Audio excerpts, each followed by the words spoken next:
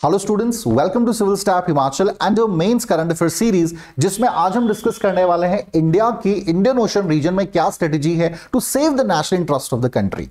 Specially जब China जैसा देश यहां पर बहुत रैपिडली एक्सपेंड कर रहा है, भारत के इकोनॉमिक इंटरेस्ट भी यहां है, उन्हें भी हमें सिक्योर करना है, and of course the maritime boundaries. So इन सभी बातों को ध्यान में रखते ही India is developing Indian ocean region की अपनी स्ट्रेटेजी को। ठीक है, तो क्या ये स्ट्रेटेजी है इसको समझेंगे हम, लेकिन सबसे पहले ये जान लेते हैं what exactly the significance of Indian ocean region. देखिए, someone is rightly remark that nations those have controlled over Atlantic Ocean rule the 19th century. Nations those have controlled over the Pacific Ocean rule the 20th century, and the nations those have control over Indian Ocean about to rule the 21st century. And because of this region, दुनिया के तमाम देश, चाहे western Nations की बात करें, China की बात करें, एंड ऑफ कोर्स इंडिया, सभी का इंटरेस्ट जो है इंडियन ओशन रीजन में बहुत ज्यादा है। ग्लोबल जीडीपी के कंटेक्स्ट में भी समझते हैं तो 62% of global GDP depends on आपके इंडियन ओशन रीजन पे, और तकरीबन 25% of global trade passes through from Indian ocean region. तो इतना इंपॉर्टेंट है। इसके अलावा भी बहुत सी इंपॉर्टेंट एक्टिविटीज जो हैं इस पूरे रीजन में पूरे साल एक्टिव रहती हैं।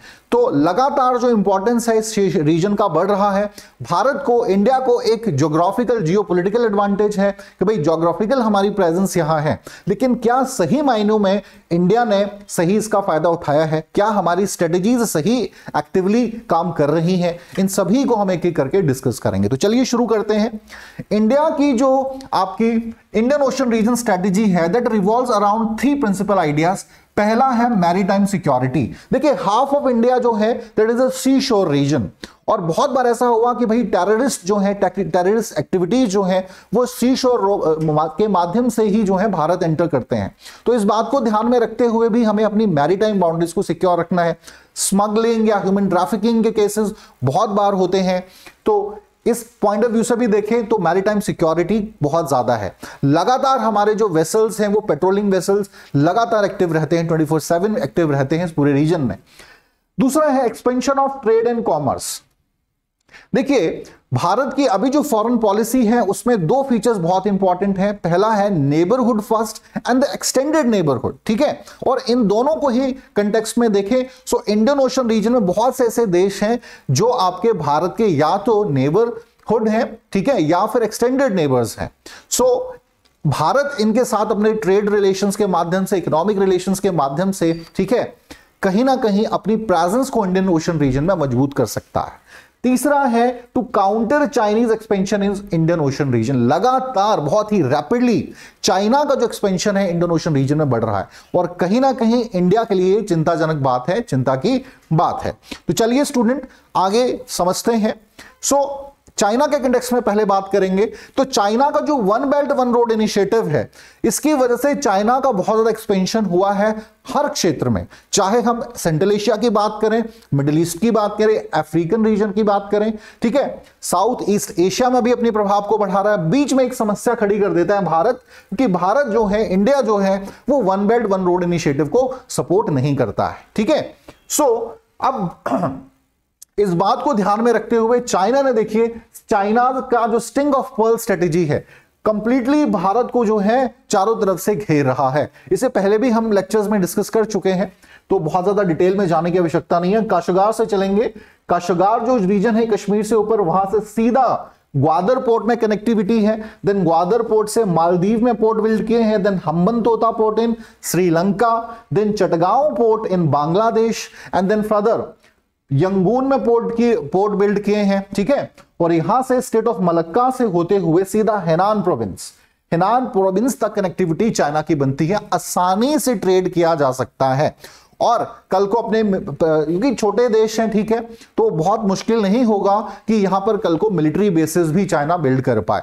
और अभी तो यहां से सीधा ही एक चेडुंग प्रोविंस जो है, यहां तक एक रोड रेलवे कनेक्टिविटी कॉरिडोर बना लिया है चाइना ने, जो कि सीधा ओपन होता है वे ऑफ बंगाल में, ठीक है, यंगून में खुलता है ये, और सीधा यहां से कल को ट्रेड चाइना कर सकता है। तो बहुत ही कह सकते हैं कि भाई चारों तरफ से भारत को घेर लिया है। अब इंडिया की इस सभी को काउंटर करने के लिए, चाहे one belt one road initiative के कंटेक्स्ट में हो या स्टिंग ऑफ पर्ल्स की स्ट्रेटेजी के कंटेक्स्ट में हो, क्या भारत की स्ट्रेटेजी है इंडियन ओशन रीजन में, उसे समझेंगे। तो चलिए सबसे पहले बात करेंगे इंडिया का diamond of necklace strategy. India ने to counter China string of pearls diamond of necklace strategy को इंट्रोड्यूस किया। अब इसमें जो इंपॉर्टेंट देश है उनको डिस्कस कर लेते हैं, इस मैप के माध्यम से समझेंगे। ओमान में हम जो है डीप सी पोर्ट्स बिल्ड कर रहे हैं, ठीक है। छाबार पोर्ट हमारे पास है ईरान में, बहुत स्ट्रांगली हमारी प्रेजेंस बढ़ी है यहां पे। अफगानिस्तान में ऑलरेडी हमारा बहुत ज्यादा इन्वेस्टमेंट है, रेलवे प्रोजेक्ट्स हैं, रोड प्रोजेक्ट्स हैं, ठीक है। यहां पर डैम्स हम बिल्ड कर रहे हैं या इलेक्ट्रिसिटी ग्रिड्स जो हैं वो बिछा रहा है भारत अफगानिस्तान में, तो बहुत स्ट्रांग प्रेजेंस हमारी अफगानिस्तान में भी बढ़ी है। देन तजाकिस्तान में, तजाकिस्तान जो है वहां पर हम अपने एयर बेसिस इंडिया को मिले हैं, ठीक है। तजाकिस्तान के फारको रीजन में इंडिया को एयर बेसिस मिले हैं, here we have a presence. Then move towards Mongolia, तो मंगोलिया भी भारत के लिए बहुत इंपॉर्टेंट हो गया है। अब मंगोलिया में हम एक ऑयल रिफाइनरी जो है वो भारत ने एलओसी दिया, और ना सिर्फ एलओसी दिया बट लाइन ऑफ क्रेडिट दिया, बट उसे बिल्ड भी प्रॉपर कराया है। इसके अलावा मंगोलिया में बहुत ज्यादा यूरेनियम डिपॉजिट्स हैं, तो इस कंटेक्स्ट के पॉइंट ऑफ व्यू से भी देखें तो भारत के लिए मंगोलिया बहुत ज्यादा इंपॉर्टेंट हो जाता है, ठीक है। चलिए नेक्स्ट हम बात करेंगे, सीधा आते हैं अब जापान पे। तो जापान के साथ भी हमारे बहुत अच्छे रिलेशंस हैं। क्वाड जो ग्रुपिंग है इंडो पैसिफिक रीजन में, उसमें इंडिया एंड जापान दोनों सदस्य हैं, तो अच्छे संबंध हैं। इसके अलावा नॉर्थ ईस्ट और अंडमान रीजन में बहुत ज्यादा इन्वेस्टमेंट जापान कर रहा है इस पूरे रीजन को डेवलप करने के लिए। साथ ही साथ आर्टिफिशियल इंटेलिजेंस और 5G जैसे जो साइंस एंड टेक से संबंधित इश्यूज हैं उसमें इंडिया में काफी ज्यादा इन्वेस्ट जापान कर रहा है। और इस पूरे रीजन में अगर चाइना को काउंटर करना है तो जापान से भरोसेमंद जो देश है जब कोई और हो ही नहीं सकता, बिकॉज ना इंडिया की चाइना से बहुत ज्यादा अच्छी बनती है, ना ही बहुत ज्यादा जापान के रिलेशन चाइना के साथ है, ठीक है। सो कहीं ना कहीं कह सकते हैं भाई ये एक बहुत इंपॉर्टेंट नेशन। देन वियतनाम की बात करेंगे, वियतनाम भी बहुत ज्यादा परेशान है चाइना से। साउथ चाइना सी में जो लगातार 90% रीजन जो है साउथ चाइना सी का, उस पर कंट्रोल रखता है आपका चाइना, ठीक है। तो इंडिया और अगर हम वियतनाम की बात कर रहे हैं तो तकरीबन ग्लोबल बात करें, अभी बायलैटरल बात करें, सो 11.12 बिलियन का बायलैटरल ट्रेड है दोनों देशों के बीच। लगातार वियतनाम डिमांड कर रहा है कि हमें मिसाइल्स आप दीजिए, ब्रह्मोस मिसाइल की डिमांड कर रहा है, आकाश मिसाइल की डिमांड कर रहा है, ठीक है। ब्रह्मोस को देने की तो बात भारत ने फाइनली कर भी दी है, ताकि अपनी प्रेजेंस को, अपने सिक्योरिटी, ठीक है, नेशनल सिक्योरिटी जो वियतनाम की है उसको वो सिक्योर कर सके। ये मिसाइल्स होना का मतलब नहीं है कि आप चला ही देंगे। वियतनाम जो है वो चाइना के सामने कुछ नहीं है, लेकिन आपके पास जब आपका डिफेंस मजबूत होता है तो कहीं ना कहीं आपकी इस रीजन में प्रेजेंस भी जो है वो स्ट्रेंथन होती है, ठीक है। देन चांगी सिंगापुर, चांगी में हमारी नेवी को एक्सेस मिला है, यहां के जो नेवल बेसिस हैं उनका एक्सेस सिंगापुर ने भारत को दिया है, तो हमारी प्रेजेंस मलक्का स्टेट में बढ़ी है because of this region. Sabang में हम डीप सी पोर्ट बना रहे हैं। देन अंडमान निकोबार की बात कीजिए तो यहां पर हमारे नेवल बेसिस हैं, ठीक है। देन सेशल्स में जो है काफी ज्यादा इन्वेस्टमेंट इंडिया ने की है अजम्पशन आइलैंड में, ठीक है। वहां पर मिलिट्री बेसिस की डिमांड भारत लगातार कर रहा है। अगर कुछ समस्याएं नहीं आती तो शायद हमें सेशल्स में मिलिट्री बेसिस मिल भी जाते। तो आप देख सकते हैं through this diamond of necklace हम भी, ऐसा नहीं है कि भारत घेर नहीं रहा है चाइना को। नाउ डिफरेंस क्या है स्ट्रिंग ऑफ पर्ल्स की स्ट्रेटेजी और भारत की नेकलेस ऑफ डायमंड की जो स्ट्रेटेजी, उसमें मेन जो डिफरेंस है कि ये कागजों में ज्यादा है, ठीक है, और ग्रास रूट लेवल पर ये उतना एक्टिवली नहीं है अभी तक। हालांकि अगर होती है तो बहुत ज्यादा प्रेशर चाइना पर पड़ेगा। Point is clear. सो ये एक इंपॉर्टेंट है। इसके अलावा मिल्क टी अलायंस, अब ये मिल्क टी अलायंस क्या है भाई, एक्चुअल में ये सोशल मीडिया पे बहुत ज्यादा टर्म इस्तेमाल की गई, स्पेशली जब चाइना का प्रेजेंस साउथ चाइना सी में बहुत ज्यादा बढ़ा। तो ये जो सभी देश हैं, छोटे छोटे आइलैंड नेशंस हैं, तकरीबन जैसे मैंने कहा कि भाई 90% साउथ चाइना सी को क्लेम करता है China. So what about other Nations, उनका भी तो नेशनल इंटरेस्ट है इस पूरे रीजन में। तो मिल्क टी अलायंस एक टर्म इस्तेमाल किया गया ताकि इस पूरे रीजन में सॉलिडारिटी बनी रहे, ठीक है। अब मिल्क टी अलायंस का मतलब यह है कि चाइना में जो चाय पी जाती है उसमें दूध जनरली नहीं मिलाया जाता है, जबकि ये जो सभी देश हैं यहां पे दूध वाली चाय पी जाती है। Including India. सो ये कहा गया कि भाई इन सभी देशों को सॉलिडारिटी बनानी चाहिए, साउथ साउथ कॉपरेशन करना चाहिए एशिया रीजन में। साउथ साउथ कॉपरेशन का यहां मतलब है साउथ एशिया और साउथ ईस्ट एशियन नेशंस के बीच ज्यादा सॉलिडारिटी रहेगी तो चाइना जैसे देश को आसानी से काउंटर किया जा सकता है और इकोनॉमिक इंटरेस्ट जो है वो भी सेव होंगे, इकोनॉमिक रिलेशंस बिल्ड होंगे, ठीक है, कल्चरल सॉलिडारिटी बढ़ेगी, ठीक है।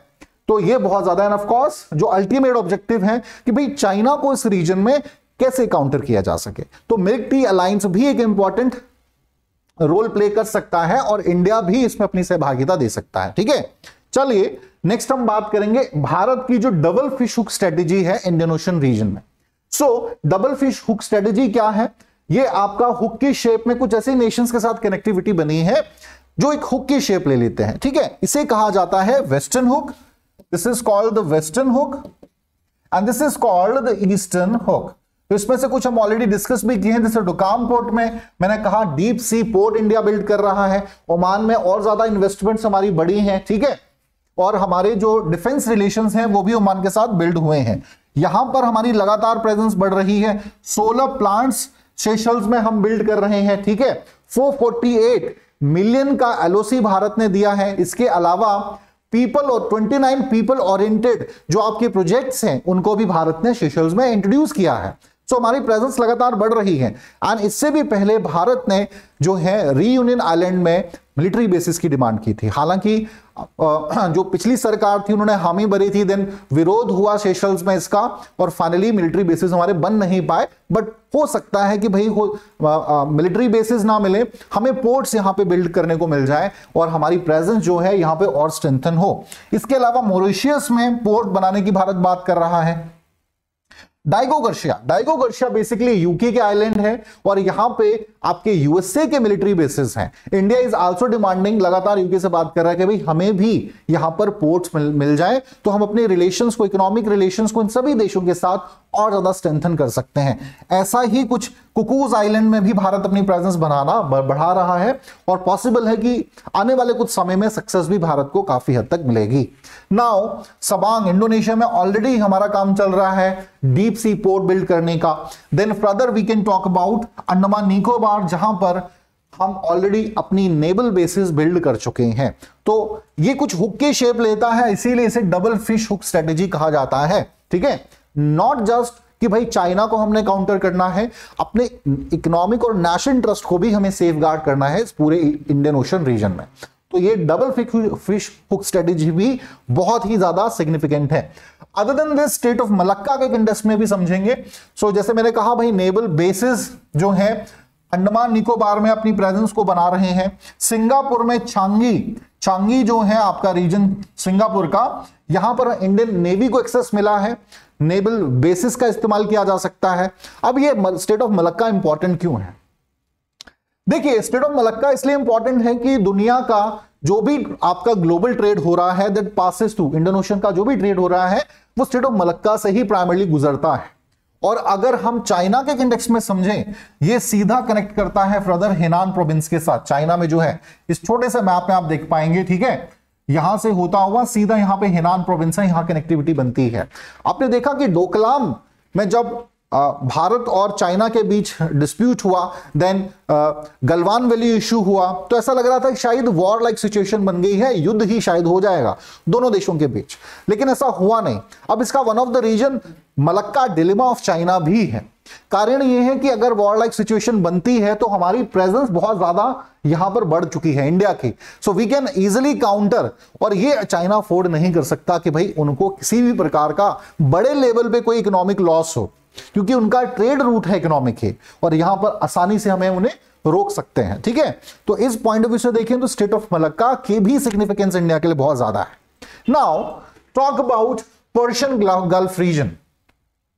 देखिए one belt one road initiative का कंटेक्स्ट में देखिए तो लगातार जो है सेंट्रल एशिया में तो बहुत जड़ें मजबूत चाइना कर चुका है, मिडिल ईस्ट में अभी उतना एक्टिव नहीं है, यहां आसानी से इंडिया काउंटर कर सकता है। और इस पॉइंट ऑफ व्यू से भी देखें सो पर्शियन गल्फ का रोल बहुत इंपॉर्टेंट है। नाउ पर्शियन गल्फ में पहले बात करेंगे इंडिया और यूएई के रिलेशंस की। सो तकरीबन 60 बिलियन का जो ट्रेड है दोनों देशों के बीच अभी हो रहा है। बहुत ज्यादा कह सकते हैं कि Indian diaspora reside in UA, ठीक है, तकरीबन 2.6 मिलियन के आसपास, इससे भी ज्यादा हो गया है पर अप्रॉक्सी हम कह सकते हैं भाई 2.6 मिलियन के आसपास Indian diaspora reside in UAE. Now it not just helping the UAE वहां की इकोनॉमी को बूस्ट करने के लिए, बट भारत की जो अनएम्प्लॉयमेंट की समस्या है उसको भी काफी हद तक रिजॉल्व करता है, ठीक है। इसके अलावा डेजर्ट ईगल सेकेंड नामक जो है एक 10 डेज की एयर एक्सरसाइज भी अभी रिसेंटली इन दोनों ही देशों के बीच हुई है, ठीक है। और लगातार इंडिया ये डिमांड भी यूएई से कर रहा है कि भाई यहां पर हमें जो डीप सी पोर्ट है यूएई के, यहां पर इंडिया भी जैसे छाबार पोर्ट में हम या डोकाम रीजन में पोर्ट बिल्ड किए हैं, यहां पर भी हमें एक पोर्ट मिल जाए, ठीक है। अब कारण क्या है, जरा इस पूरे रीजन की सिग्निफिकेंस को समझिए। गल्फ ऑफ हॉर्मुज का ये रीजन है और ग्लोबल 25% ऑफ जो ग्लोबल ऑयल आपका ट्रेड होता है वो इसी रूट के माध्यम से होता है। तो इंडिया के लिए यहां पर जितनी ज्यादा प्रेजेंस बढ़ेगी उतना ही फायदे की बात। आई होप स्टूडेंट अच्छे से आपको ये समझ आया होगा। Next talk about India's Oman relations. Bilateral relations पे आए, सो बायलेटरल एक्सरसाइजेस, डिफेंस रिलेशंस हमारे ओमान के साथ बहुत ज्यादा स्ट्रेंथन हुए हैं। अभी लास्ट ईयर ही मिलिट्री एक्सरसाइज हुई अल नहाज नाम की। देन ईस्टर्न ब्रिज नामक जो है naval air force exercise took place, and then Naseem अल बहार नाम की जो है नेवल एक्सरसाइज। मतलब डिफेंस के सभी एरिया में हम कॉपरेट कर रहे हैं आपके ओमान के साथ। एयर बबल कॉरिडोर ये बहुत इंपॉर्टेंट है स्टूडेंट, स्पेशली 2019 में जब आपके कोविड की वजह से पूरी दुनिया के देश जो थे समस्याओं से जूझ रहे थे, then India come forward to help Oman. एक एयर बबल कॉरिडोर बनाया गया। एयर बबल का यहां मतलब है कि एक सेफ कॉरिडोर बनाया जाए, और भारत ने उस समय मेडिसिन प्रोवाइड की गई और भी आपके हेल्थ से रिलेटेड जो इक्विपमेंट है वो ओमान को प्रोवाइड किए। और because of this Oman is also ready कि जो एयर बबल कॉरिडोर है इसे हम फर्दर भी कंटिन्यू रखें, ताकि हमारा ट्रेड, हमारा टूरिज्म और इमरजेंसी के समय एक सेफ पैसेज हमारे लिए रहे, जो है ट्रेड रिलेशंस को बिल्ड करने के लिए हर तरीके से। इसके अलावा डोकाम पोर्ट पे आते हैं। डोकाम पोर्ट जो है एक डीप सी पोर्ट है। देखिए डीप सी पोर्ट की सिग्निफिकेंस क्या होती है कि आसानी से जो हैवी शिप्स हैं वो भी यहां पे डॉक कर सकते हैं। तो यहां पर भी इंडिया की प्रेजेंस बढ़ गई भाई, ठीक है। तो कह सकते हैं कि भाई ये पूरा रीजन जो है पर्शियन गल्फ में हमारी बढ़ती हुई प्रेजेंस, छाबार पोर्ट भी ईरान में हम का एग्जाम्पल यहां ले सकते हैं, काउंटर कर रहा है चाइना के one belt one road initiative को इस पूरे रीजन में। तो ऐसा नहीं कि इंडिया कुछ कर नहीं रहा, इंडिया भी लगातार अपनी प्रेजेंस को स्ट्रेंथन कर रहा है। चलिए, सो आई होप स्टूडेंट आपको ये सारा जो है इंडिया के इंडियन ओशन रीजन की स्ट्रेटेजी अच्छे से समझ आई होगी। ना सिर्फ चाइना को काउंटर करने के लिए, अपने इकोनॉमिक इंटरेस्ट को सेव करने के लिए, अपनी मैरीटाइम बाउंड्रीज को सिक्योर करने के लिए, ठीक है। और जो फॉरेन पॉलिसी की हमारी मेन फीचर्स हैं, नेबरहुड्स के साथ हमारे संबंध बेहतर रहने चाहिए, ये बहुत इंपॉर्टेंट है। पहले क्या होता था, preference was given to some important nations जहां से हमें डायरेक्ट फायदा है, बट अब भारत का जो ओरिएंटेशन है वो बदला है कि भाई जो आइलैंड नेशंस हैं छोटे छोटे, यहां पर भी हमारी प्रेजेंस होनी चाहिए। और इस प्रेजेंस के लिए क्या भारत को करना पड़ेगा, इन देशों के साथ ट्रेड रिलेशन सबसे इंपॉर्टेंट है, या कल्चरल या हिस्टोरिकल अगर कोई कनेक्टिविटी है तो इनको कैसे रिवाइव किया जा सकता है, ठीक है। तो ये सारी चीजें हैं इंडियन ओशन रीजन के कंटेक्स्ट में। आई होप आपको अच्छे से समझ आए होंगे। तो चलिए स्टूडेंट्स, आज के लिए इतना ही। Thank you very much.